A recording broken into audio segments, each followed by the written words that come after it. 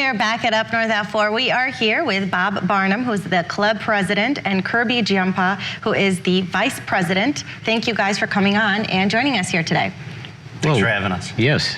Yeah, so let's talk. This is an annual event since 1933. That's a lot of years. Right, so Field Day started back in the 1930s, and it's an event where we take our radios, we set up, it's almost like a disaster preparation drill. We set radios up in a field, hams all over the US will be doing this, and Canada, and then we try to contact as many stations as we can. And so not only is it a contest, but a disaster recovery drill, but it's also our open house. We invite the public to come to our event and see what we do, maybe get some new hams out of it. Okay, well, Bob, let's take a big step back here. What the heck is a ham radio in the first place? Okay, well, think of it like it can be a little guy like this, short-range communications.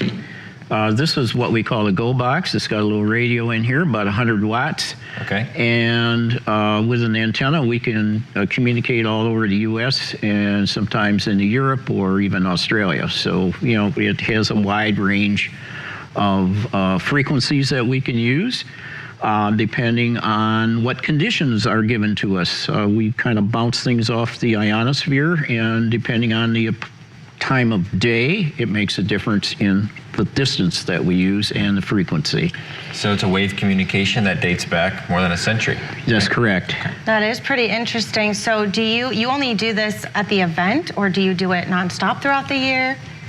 We all have we're licensed. There's a procedure to get a ham radio ticket. There's 3 classes, tech, general, and extra. There are privileges that go along with each one. So you can operate from home, or there's another popular event called Parks on the Air, which I operate as well, and some other guys in our club. And we'll take a portable radio like this to go out to a park and communicate with, again, people all over the United States or beyond. Okay, Kirby, see if you can explain this to me. So you're trying to get as many people as possible at this event. How do you try to do that? Are you changing the distance you're sending the radios? You're changing the frequency of the radio waves? Yeah, Bob kind of touched on it.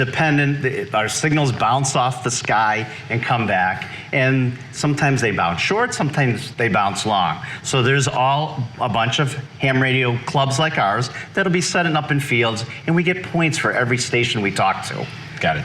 And they're all over the world? Yeah. Over the U.S. Over the U.S. There's stations over the world, but this is a U.S.-based contest. Got it. And yeah, you did mention it's a contest that starts at 1 p.m. and runs all the way and ends the next day at 1 p.m. Correct. And we talked about this. Are you guys sleeping at all? Are you up? Yeah, we'll sleep a little bit, depending on, you know, how we are at late nights.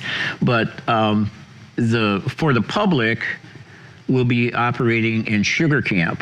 So there's a park right near the town hall there at Camp 4 Road. And so the public is invited from 1 to 8 o'clock on Saturday and from 9 to 1 on Sunday.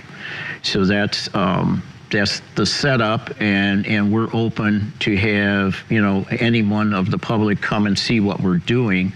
Also, if you happen to be interested in amateur radio, we'll have information available to make sure that you can understand how to obtain a license. And there's a little testing procedure for that, some technical stuff and non-technical.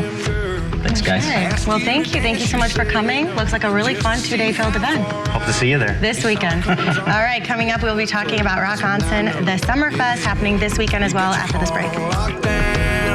Got a wall I gotta knock down.